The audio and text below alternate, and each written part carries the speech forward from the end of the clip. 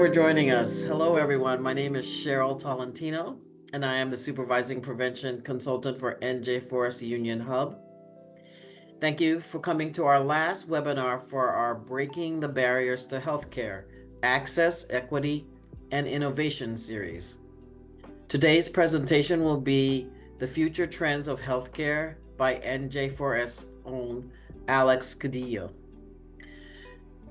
Alex Cadillo works at Prevention Links as a bilingual prevention consultant for the NJ4S Union Hub. They have a Bachelor of Arts in Psychology from Brown University. During their time at Brown, they pursued their interests in the overlap of psychology, philosophy, art, and community engagement. They have a passion for social justice, individual and community health and well-being, and studying human rights and human thought and behavior. I apologize. It's a Monday morning, so bear with me. Alex has worked across several disciplines, including academic research on health inequities, which is up this alley with regards to this topic, counseling in a substance abuse clinic, and research on health inequities. And activism for the LGBTQ plus community.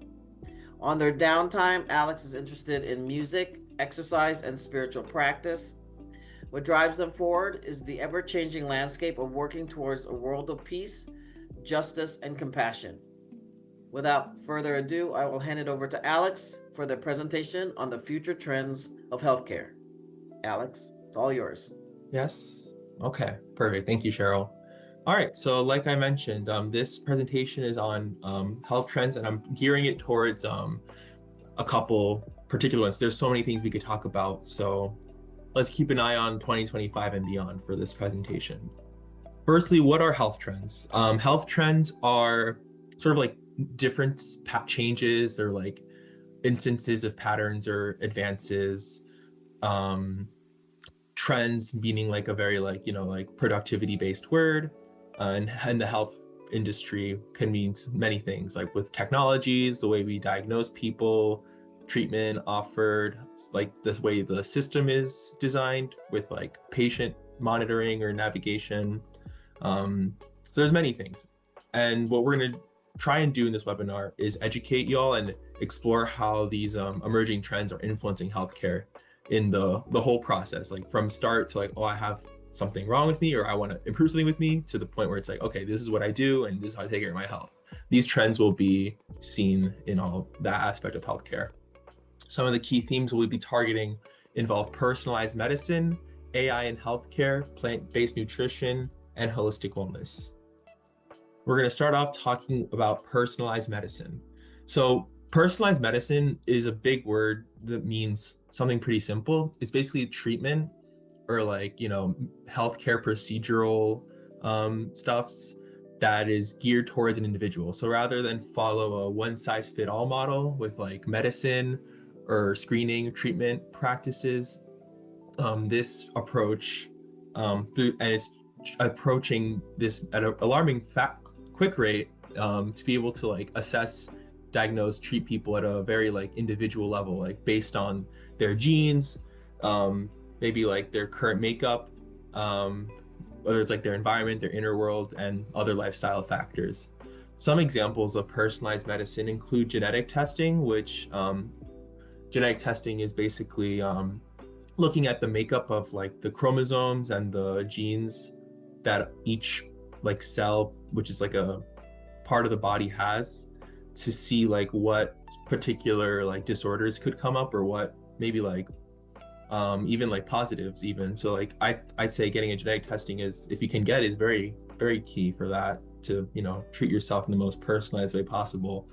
There's on a similar note, there's also pharmacogenomics, which is a practice of also involving genes, but rather than like testing, well, it involves testing the genes first, but also like testing it further with seeing how pharmaceuticals react with the body based on the genetic makeup. So you might have an allergy, or you might have a autoimmune thing, just like because of the protein makeup of your body, receptors. Proteins make up receptors in the body, which basically connect to the pharmaceuticals, and they might react differently based on what the genetic makeup is because of that.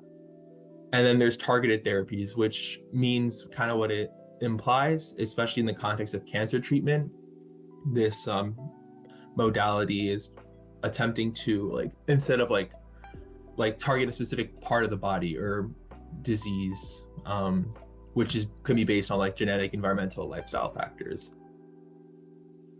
Some key technologies that we observe in personalized medicine include genomic sequencing, which goes into the testing of the chromosomes. It's kind of like genes are like numbers in a way, like they follow a sequence, there's a pattern, and they tell a story as far as what type of proteins will make up your body.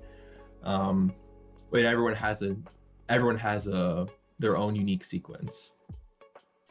And there's also CRISPR, which has been around for a while, but is ever so changing, which involves actually editing the genes. So looking at the sequence, changing numbers or codes in the genetic makeup to change the proteins that are created as a result of having genes. So basically it's like genes, proteins, function is the kind of, we're interested in function because that's what creates like a healthy body, but you can't have that without the genes and the proteins. And CRISPR can create better functions at the genetic level.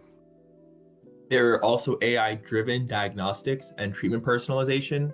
AI is a buzzword right now.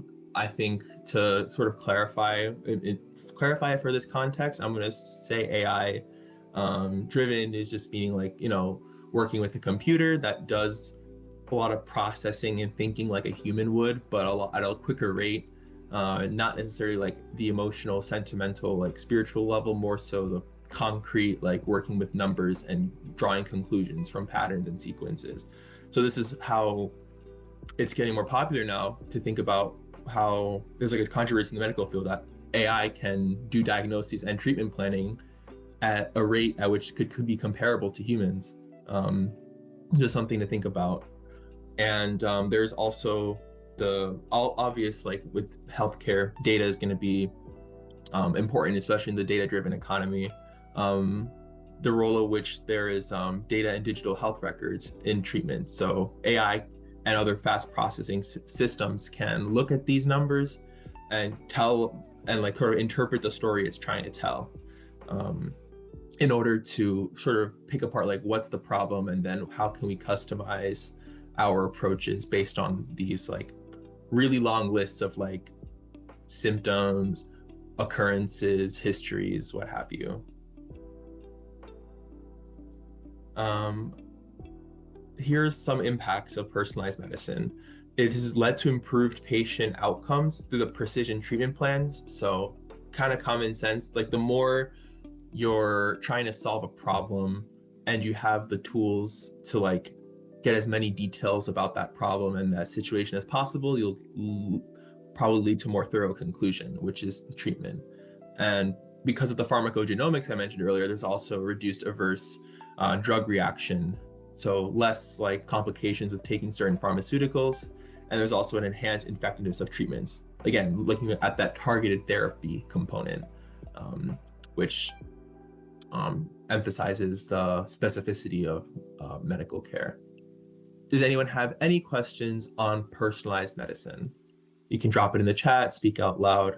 Now I'll just quickly pause. Alex. Okay. Yes. Quick question. Do you know are they doing this in any I guess specialty yet? Have they done the drug reactions? Like, have they personalized the drugs, medicines? So like you're looking at like oncology maybe, right? Like that specialty, right? I think when it comes, I think I haven't done that research, but my interpretation of that understanding with specialty is as long as there's a protein involved, there's a possibility. And I guess it depends on like like the vitality. Like I wouldn't want to test new things on like a heart, but I feel like actually I think yes, we'll get into that. But my understanding is when it comes to the protein receptors, which have to do with like the genetic sequencing, targeting these like pharmaceuticals to that can happen in almost any specialty, right? Because at most, if not all parts of the body, like the cells rely on protein. So this goes for mental health, physical health, your blood. It requires all the. Everyone has a different story, and it all requires some sort of genetic makeup. So, yeah. Thank All you. right.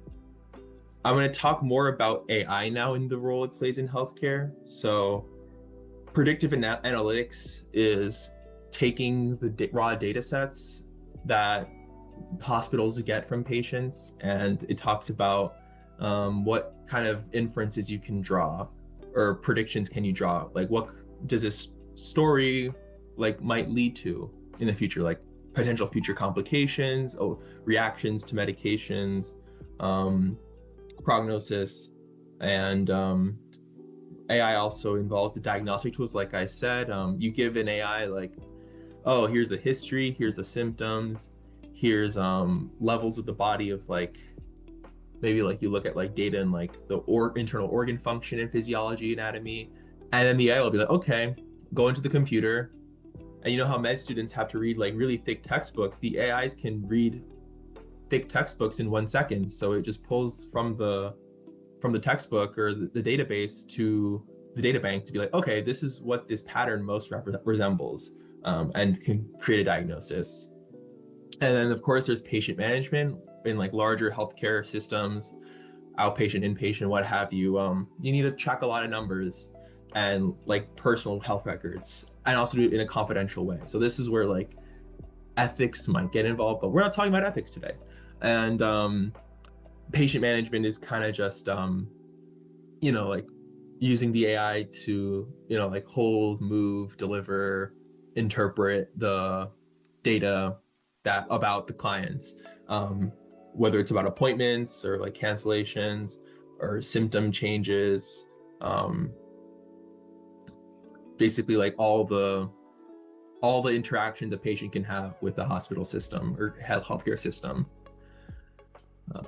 Machine learning algorithms. So machine learning algorithms, a lot of big words today, and I love it, but it's important because machine learning is kind of the precursor to AI, and algorithms are what they use. So it's like machine learning is this big circle, and AI is a circle within machine learning. Machine learning doesn't necessarily have to be like robots. It can just be computations, right? And some not all AI uses machine learning, but I think for this presentation we're gonna make them like almost synonymous, because it's like that big circle small circle situation, where AI is the small circle. So the algorithm is basically like an algorithm is a set of procedures and like numbers, equations, math. It's math. Algorithms are math, and machine learning tools are really good at doing math.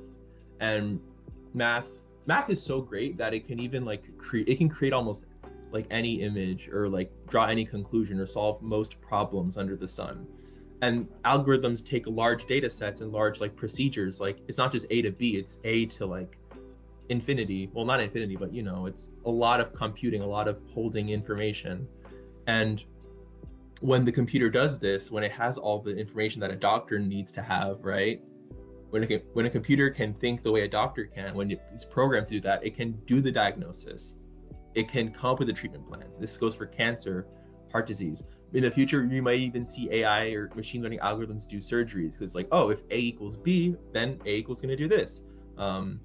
It could happen.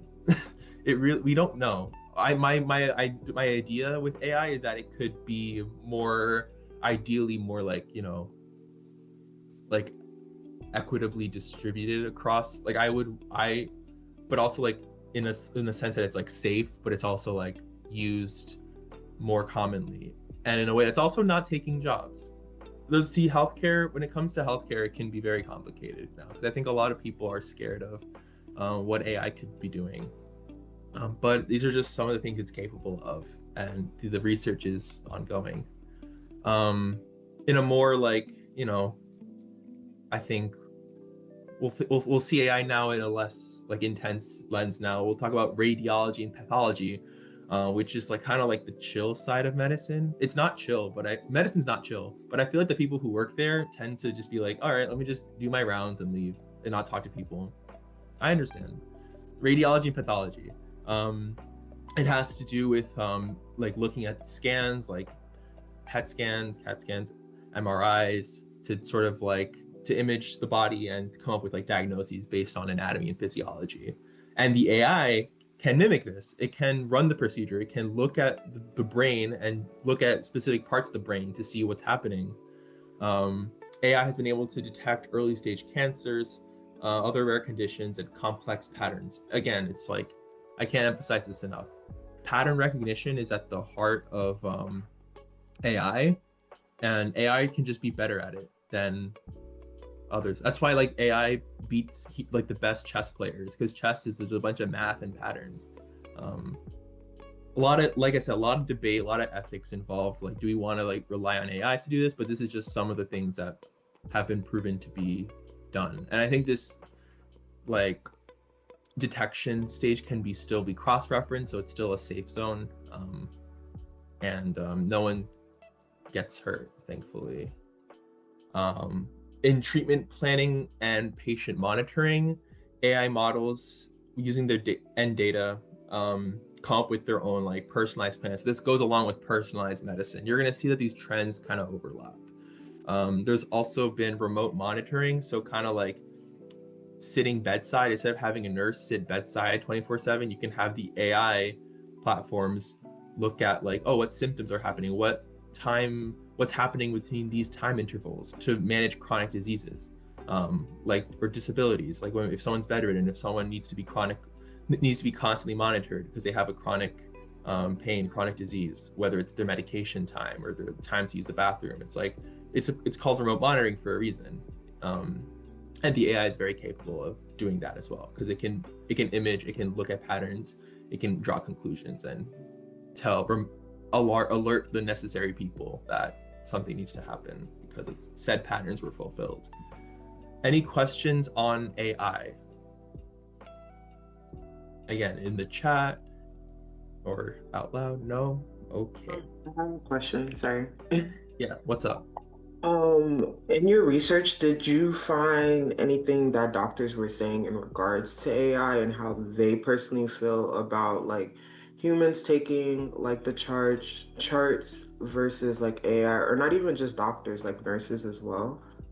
Yeah, that's a good question. I think I haven't read any articles. I'm going to link some articles like to Harvard and like to national centers as well. But to my understanding, there's an ethics thing, because guess what? Who owns the AI? Massive corporations. What can massive corporations do? Hold the data. That's what the AI have. That is a huge breach of confidentiality, and like most people wouldn't know that. I feel like, I think that's an important point to like, that's where the ethics goes. Again, for the sake of time, I'm just not going to talk about it, but I would like to think that like the most conscientious doctors and nurses are concerned about the clients above all, because it poses a threat to a certain degree. Because one, like, what if the AI messes up? Or two, what if the people who own the AI?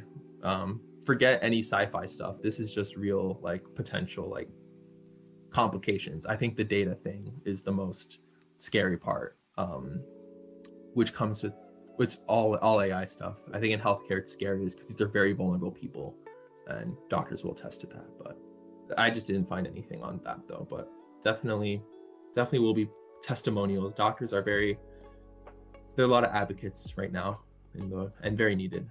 So, any other questions?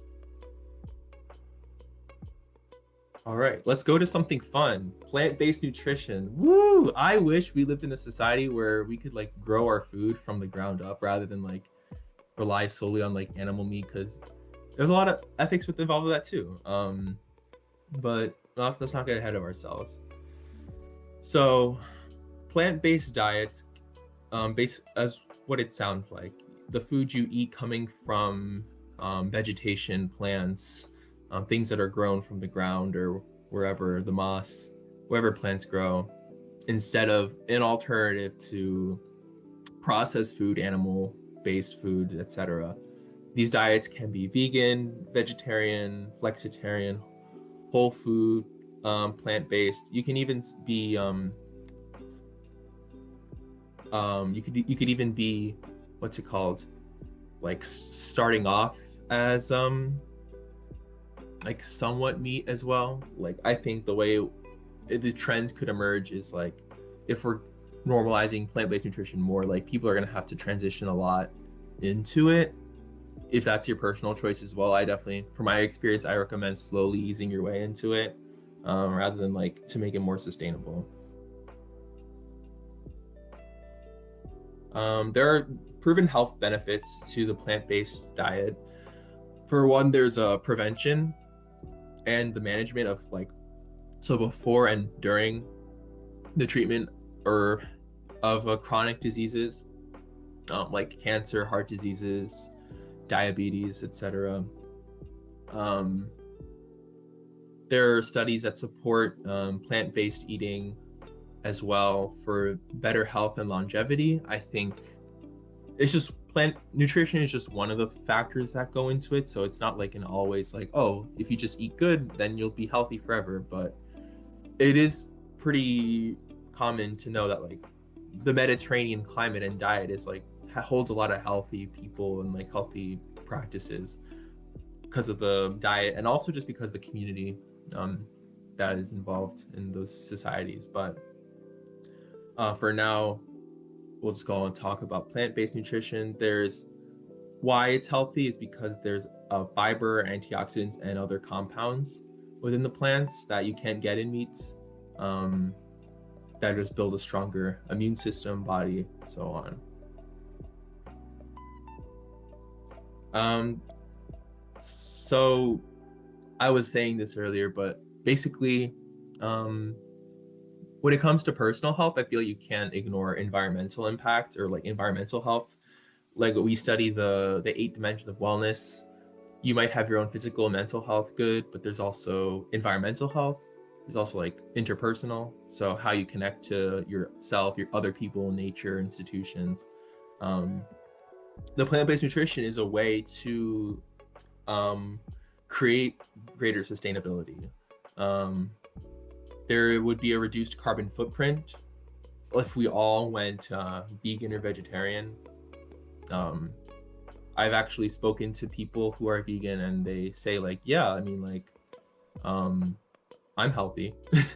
I think it's just you have to be smart about it, and also like it is true that you get all you need is from the nature already. That's all you need comes from that. And of course you can't ignore the fact that there's food insecurity just because the food systems and like the way they exist. Addressing it through this plant-based nutrition and normalization of it could lead to resource conservation as well. Any questions so far?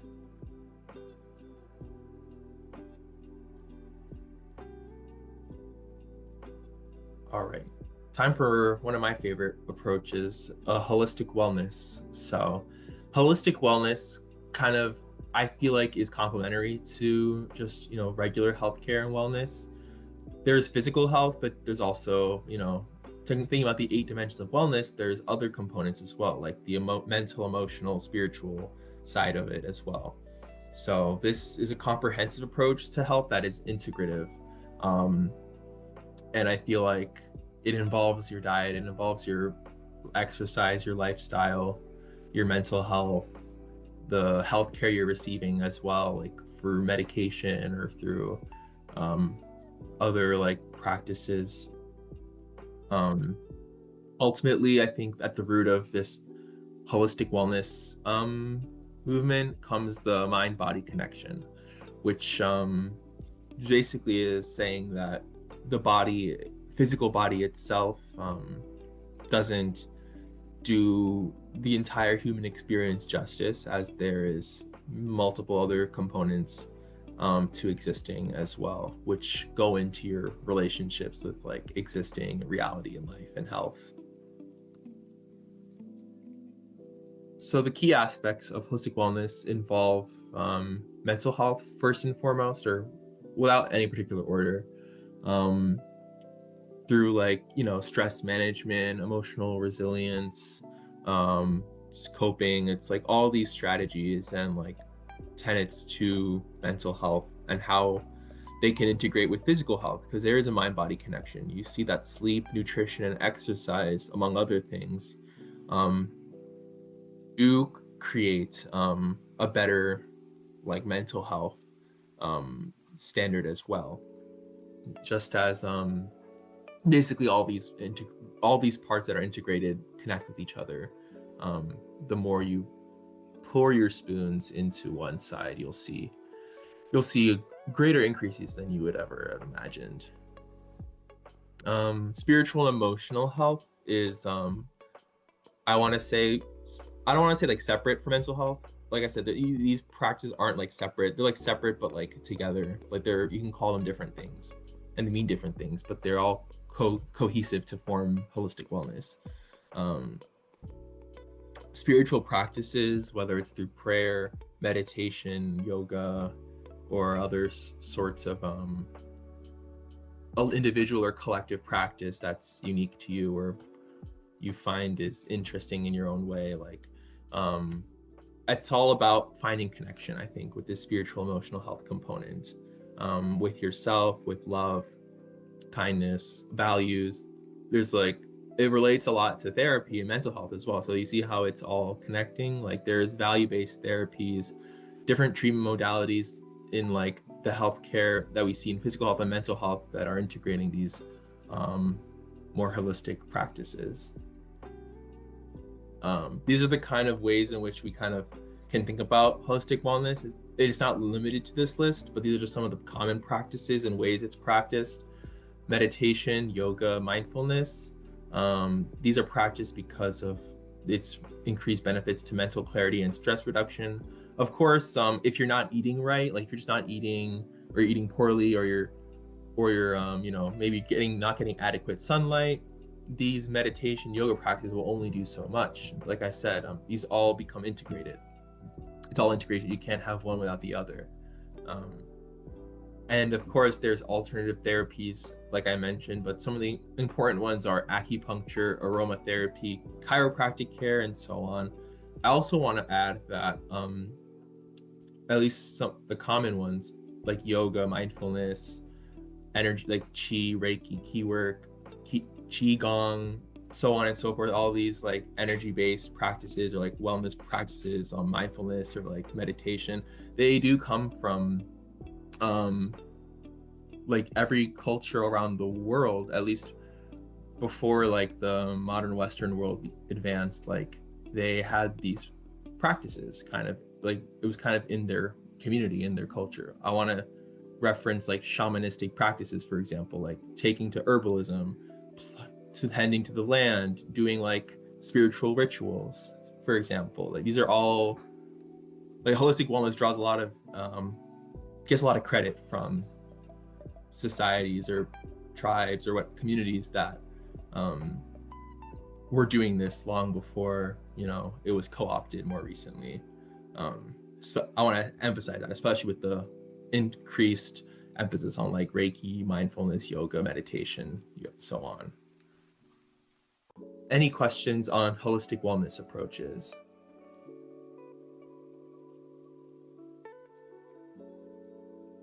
All right, we're getting to the last part of the presentation, which will be on innovations in mental health. As I do work in mental health, I find the innovations to be very like definitely less intense than it's intense enough because technology you can't really do much about. At least I can. I'm not a tech entrepreneur or mogul or venture capitalist, but we'll get into the tech as well, how that's involved with mental health. But as far as the common sentiment goes, there is an increased recognition of mental health being important. So this kind of ties back to the holistic wellness. How again, you can have a good physical health like on paper, but if you're not, processing your emotions like or expressing them healthfully or in community, or if you're having difficulty managing your stress, that can cause a lot of pain. And mental health invokes those practices to that physical health can't. There's also been a rise of awareness in this topic. A lot of people are talking about mental health more than before, and there is of course a destigmatization of having a mental illness. So here are the technologies that are coming up across. During the pandemic, we had noticed an increase in telehealth and virtual therapy. This is now kind of becoming a new norm, especially with remote work, remote access to services. I see my clinicians, for example, through telehealth. So it's literally just I can do it from anywhere rather than having to drive, sit, wait, and then go to the appointment. That's just kind of what the pandemic brought us. In addition to that, I think with especially with the rise of startups and like other like tech entrepreneurial endeavors in the mental health world, mental health industrial complex, there are apps that like track your symptoms, for example, wearable devices that can do the same and tell you like, oh, maybe you should pay attention to your heart rate or your mind is running again. And there are, of course, like online platforms and forums to build support among community members, basically just building connection and versatility through functionality. The more, I guess, like advanced thought, this is my last like advanced slide. Like, look at these words: neurotechnology, brain-computer interfaces. I promise I'm done after this. Neurotechnology, big word for just like looking at the mind or the brain rather, and seeing ways in which like the current like through coding or through engineering design of tech can impact the brain. So advances in like, for example, brain computer interfaces are like using their computer to sort of pretend like you're in the brain, like you're in the matrix kind of. It's this particular like interface helps when it's like you can input certain things on the computer to like press certain buttons on the hardware ends to create the changes in the brain. Like this is seen, I think, in prosthetics, I think, but I think for the sake of mental health, it's like important to sort of like see the brain for what it is. I think getting like a neuropsych exam is a great way of doing that, for example. And neurofeedback is also another word to describe like how, let's say, the brain is, or the physiology is creating a lot of reactions in this area. You create like a feedback loop to sort of like regulate it using the like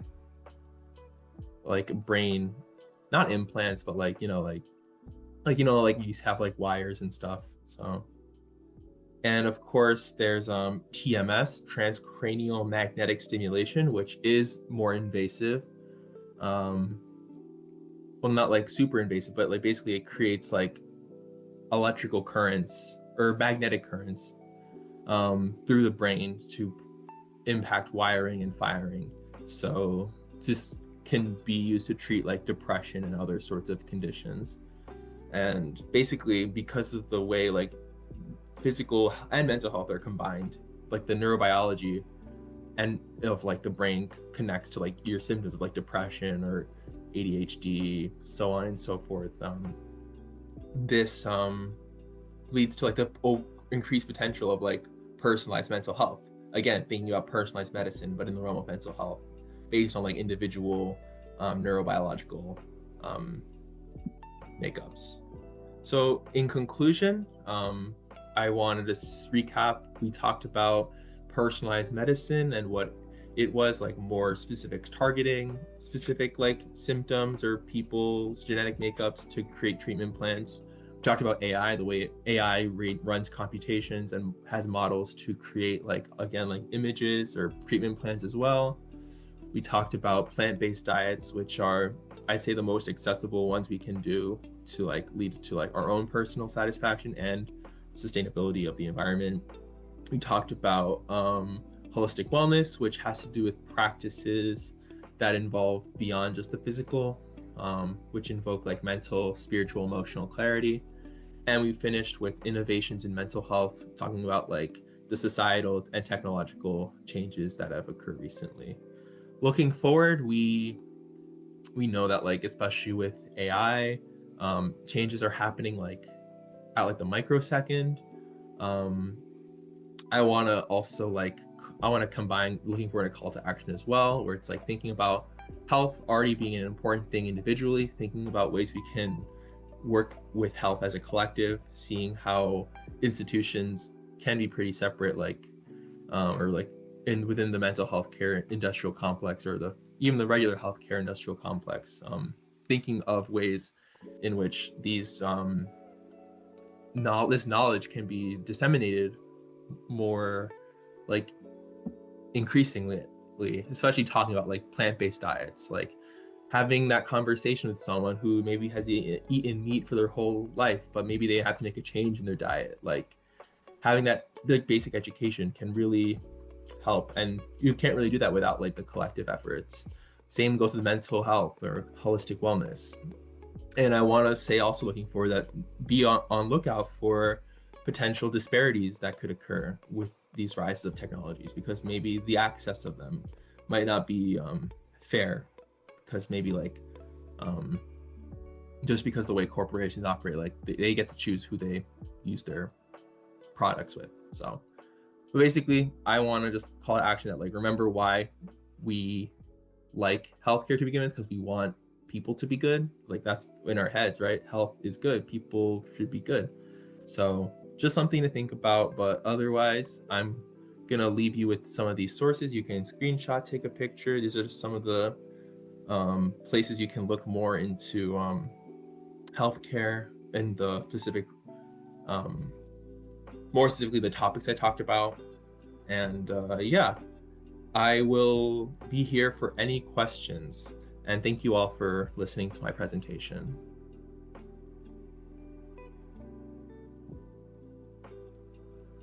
Thank you, Alex. Does anybody have any questions? There's a lot of material here that Alex touched upon that could lead us into another rabbit hole. But if there's any questions, Alex is not an expert. He provided us with a lot of um, surface information about that I especially want to look into further in, especially with regards to AI and how it will affect our healthcare system and just the idea of personalized healthcare sounds very interesting and intriguing to think that not all of us are given the same treatment due to how we are physiologically or genetically. It's just an interesting concept. But thank you, Alex, for that very interesting um, topic and presentation. It just leads us to more questions, and hopefully there'll be more answers. And hopefully, yes, we need to address everything about the ethical um, portion and issues regarding AI and technology and what that leads to could lead us into even a deeper rabbit hole. But I just find this very informative, and it's great that you ended in with regards to holistic, because yes, we're all about mental health here in NJ4S, and if we don't take care of our bodies of course won't take care of our mental health. So that it's all about us as a holistic being, as physically, mentally, spiritually. We're all this individuals who need to treat each other and ourselves well, and how that you know translates, whether it means going to the medical doctor, going to a therapist, going to a clergyman. These are all things that we have to take in consideration, that these are all the same kind of forms of taking good care of ourselves. So thank you again, Alex. I appreciate this. hopefully I'm gonna, if you guys have good feedback or even some encouraging comments on how the presentation could be a little bit more informative, please provide it in the chat. Hopefully I sent that to you. Um, and I want you to please come back next month. We are going to have, our focus is going to be on mental wellness because May is mental health month. And our series is You Are Not Alone, support and resources for mental wellness. So we're hoping that you guys come back at the same time on Monday to join us about that discussion. And if you have any comments or would like to follow us, we are having our wellness fair this Saturday at Warnaco Park, our Wellness Wonderland Fair. I'm hoping that you guys can join us there. We're going to provide resources in Union County that addresses mental health or even resources regarding social issues or concerns. We are going to have the Union County Department of Social Services there, so, and other resources. So feel free to stop by and see us from 10 to 3 at Warnaco Park this Saturday, our Wellness Wonderland. But you can find our resources here at this email, which I dropped in the chat. Feel free to ask us any questions or comments. But thank you again, and hopefully we'll see you next Monday. Take care. Bye.